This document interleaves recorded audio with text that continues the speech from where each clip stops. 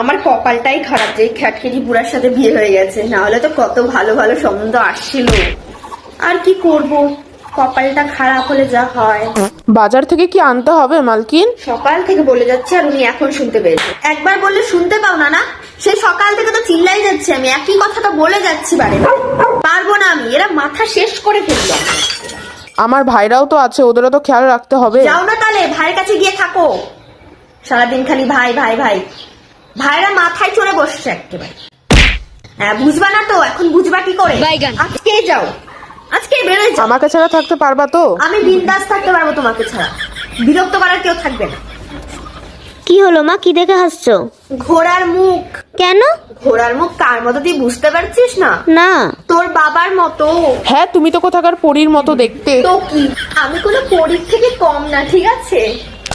আমার তো এখন মনে হচ্ছে যেটা জুয়ান থাকতে করি নাই সেটা বুড়ি হয়ে যাওয়ার পর করতে হবে। কি মা? ডিভোর্স। ডিভোর্স দিব তোর বাবা। যখন ছাড়ে চলে যাব তখন এই মানুষটা ঠিক লাইনে আসবে। তোর মার কি মাথা খারাপ হয়ে গেছে নাকি? হ্যাঁ, আমার তো মাথা খারাপই।